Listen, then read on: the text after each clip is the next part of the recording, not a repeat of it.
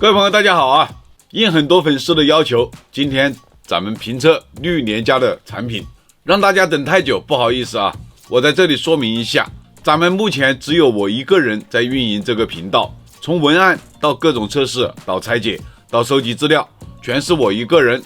大家想看的产品评测我安排了，大家不要着急，我会一个一个的拍摄。喜欢的朋友们一键3连，点赞关注投币走起，把赞点起来，这才是最重要的。咱们还是要大家多多的支持。今天拿到这个是绿联公司出品的闪充派系列产品，一个65瓦的氮化镓3口套装充电器。咱们话不多说，开箱。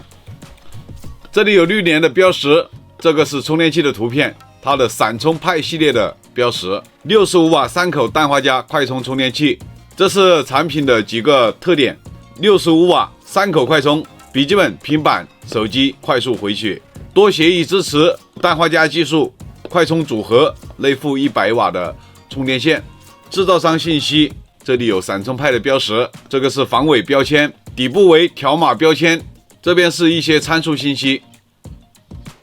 充电器装在一个环保的 TPE 袋子里面，固定充电器的卡纸，这里有一个产品的保修卡，保修卡这边有有害毒物清单，这是自带的一根1.5米长的数据线，这个是充电器本体，插头也是采用的折叠插头，深空灰色的配色，这里有65瓦的标识，这一面是绿联的英文标识，四周为黑色的磨砂面，这一面是深空灰色的磨砂面，边缘过渡的地方采用的是亮面的处理，整个充电器看起来更加的精致，而且个头也不大。然后这边是它的规格信息，这边是型号，输入电压100至240伏，全球电压 USB-C 1口 C 2口，单口输出最大功率65瓦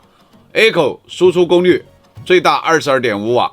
总输出功率65瓦，中国制造，深圳市绿联科技。然后室内使用，双路绝缘，非热带使用，海拔小于2000米使用，循环10年， 3C 认证。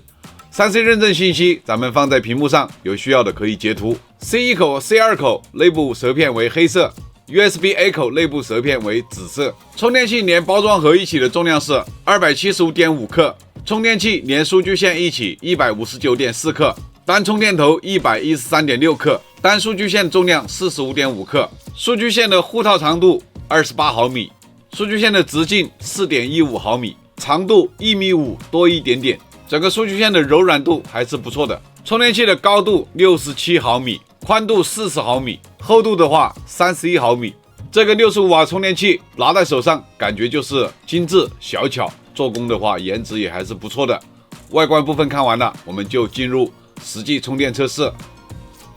充电之前，我们先来看看它所支持的充电协议的情况。Type-C 1口支持华为的 FCP 5伏、9伏、12伏，最高24瓦 ；SCP 的 3.3 至12伏的，最高4安25瓦；三星 AFC 的5伏、9伏、12伏，最高24瓦；QC 3.0 5伏、9伏、12伏、20伏 3.6 至20伏；PD 3.0 65瓦 ，QC 4加。PPS 3.3 至11伏的 4.5 安 ，PD 档位一共有5个档位，最高档位20伏 3.25 安65瓦。然后这里是2个基础功率。这个充电器 Type-C 2口支持的协议跟 Type-C 1口的协议是一模一样的。这是这个充电器 USB A 口协议的情况。QC 3.0 的5伏、9伏、12伏，三星 AFC 的最高25瓦，华为 FCP 的最高24瓦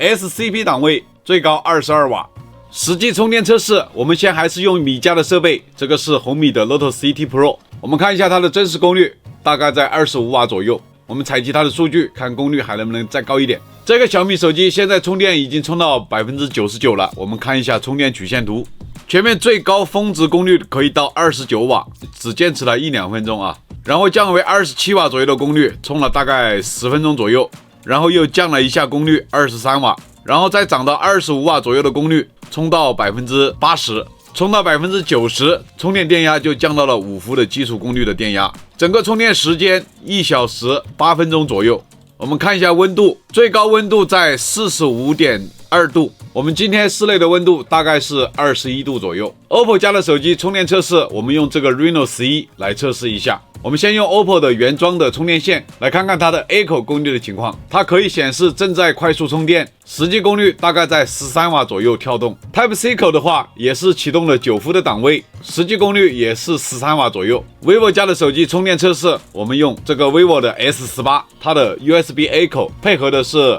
vivo 的6安原装的数据线，功率的话也是 QC 2.0 的9伏，实际功率也在13瓦左右。用它的 Type C 口的话，可以启动这个 vivo 家的闪充标识，功率的话现在已经攀升到33瓦了。我们采集它的数据，现在已经把电充满了。我们看一下充电曲线图，它最高功率前面这17分钟一直都是34瓦左右在充电，然后后面的话一会儿涨一会儿降，一会儿涨一会儿降，应该是功率匹配的问题。然后它的最低功率是24瓦，一直充到 90%， 用了36分钟，充电非常快的啊。我们看一下温度，最高温度49度。我们现在来测试一下华为和荣耀的手机，还是拿这个荣耀的 Play 8T 配合的荣耀的6安的原装线，它实际的真实功率在18瓦。我们采集数据，这个荣耀 Play 8T 已经充了 85% 的电。然后我们看一下充电曲线图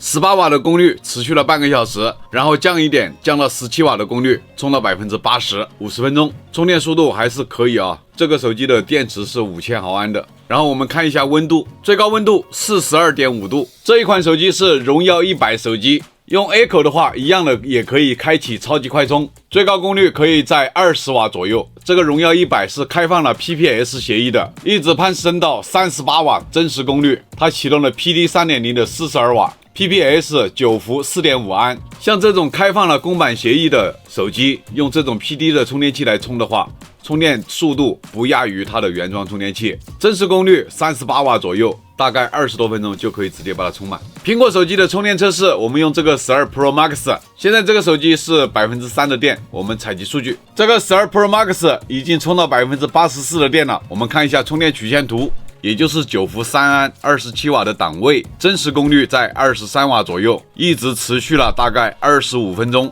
从20分钟开始有5个波动的情况，然后就开始降功率，降到20瓦的功率大概充了7分钟左右，然后再降到13瓦的功率又充了大概6-7分钟，然后再降到8瓦的功率就充到 80%。 这个手机从 3% 的电充到 80% 的电只用了50分钟时间，这个充电器充苹果手机确实也是非常快的啊！充苹果手机20多瓦的功率，它的温度最高的时候也就40度，这个温度控制的很不错的。我们现在要做的就是拉它的65瓦最高的功率来进行烤机，实际功率输出58瓦。咱们这个储能的充电站就是模拟给笔记本充电的时候充电的情况，58瓦的功率一直持续运行了1小时45分钟。我们看一下温度，温度的话一直在62度左右徘徊，稳定在62度左右，它也不会超过62度。PD 65瓦的档位，58瓦的真实功率持续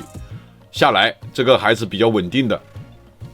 这是这一根100瓦的数据线读出来的信息。方案的话，我们后续拆解的时候再看。供电能力20伏5安 ，USB 2.0 的传输速率规格。下面是版本信息。这一根100瓦数据线的线阻是125毫欧，毕竟是1.5米长的数据线，有这个成绩也还算是不错的。这一根1.5米长的数据线，它的压降值的情况，5伏1安的压降值 0.12 伏，5伏3安的压降值 0.37 伏，9伏1安的压降值大概也就是 0.12 伏，9伏3安一样的 0.37 伏，输入功率27瓦，输出功率26瓦。15伏1安的压降值 0.12 伏，15伏3安的压降值 0.37 伏，20伏1安的压降值也是 0.12 伏，20伏3安的压降值 0.37 伏。这就是压降值造成的结果。这边就是100瓦的功率输出，到这边的话就只有97瓦，这就是数据线压降造成的功率损耗。这个充电器的单口充电模式我们都测试完了，我们现在就是来看看它的多口功率分配的情况。我们先启动 C1 口的大功率， C1 口的功率实际功率是在58瓦左右，我们再把 C2 口接上，重新分配功率， C1 口变成40瓦， C2 口的话就是18瓦功率。我们拔掉 C1 口的大功率，重新分配功率，但是它功率是回到45瓦的功率啊，实际功率在43瓦左右。我们先启动 C2 口的大功率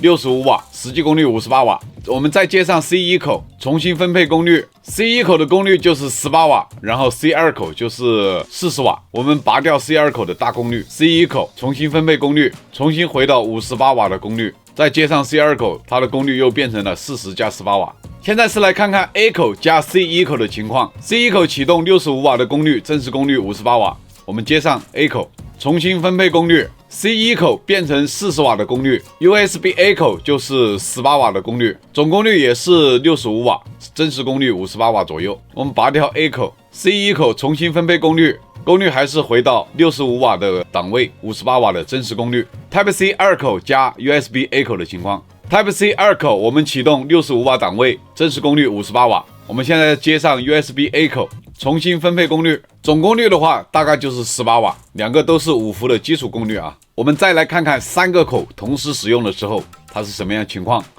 C1 口我们启动65瓦档位，真实功率58瓦。我们接上 C2 口，重新分配功率，这边是40瓦，这边是18瓦。然后我们就接上 USB A 口 ，USB A 口我们再接一个充电宝。Type C 2口，它的功率就马上变成了基础功率。Type C 2口跟 USB A 口两个总功率大概是18瓦左右。Type C 1口还是40瓦，这样算下来，它的总功率的话还是在65瓦。这个应该是一个惊喜啊！接我这一个120瓦的充电站，它竟然可以跑到68瓦的真实功率，比标称的功率还高了3瓦。我们现在就是测试这个充电器的最关键的数据，看这个绿联的65瓦充电器是不是一个极品的充电器。我们看一下它的交流文波控制的情况。首先我们来测试它的空载文波，5伏的空载文波30毫伏，9伏的空载文波最高的时候20毫伏，12伏的空载文波一样的，最高的时候20毫伏，15伏的空载文波10毫伏，20伏的空载文波也是只有10毫伏，几乎可以忽略不计了。我们现在来看看它的负载文波，5伏3安15瓦的功率，它的文波最高的时候30毫伏，9伏3安27瓦的功率，文波最高的时候也是30毫伏，12伏3安36瓦的功率，它也是30毫伏，15伏3安45瓦的功率，它的文波也只有30毫伏，20伏3.25安65瓦的满功率输出的时候非常好啊，最高的时候只有20毫伏。这一轮测试下来，我们可以看到这个充电器的实际的性能是非常好的啊。应付我们一般的设备的话，充电是完全没有问题的。如果你的笔记本不需要这么大的功率，在65瓦左右，这个完全可以满足的。然后手机的话，它几乎就可以适应大部分的手机的充电。数据线做工的话，柔软度也是非常好的。数据线的压降值、数据线的阻抗值，我们都测出来了。喜欢我视频的朋友们，一键3连，点赞、关注、投币走起。咱们的频道还是需要大家多多的支持，你们的支持就是我更新的动力。下一期视频，我们就是拆解这一个绿联的65瓦的充电器和这一根 C2C 的数据线，我们来看一看文波控制如此极品的一个充电器，它内部的做工和用料。谢谢大家观看，我们下一期视频再见。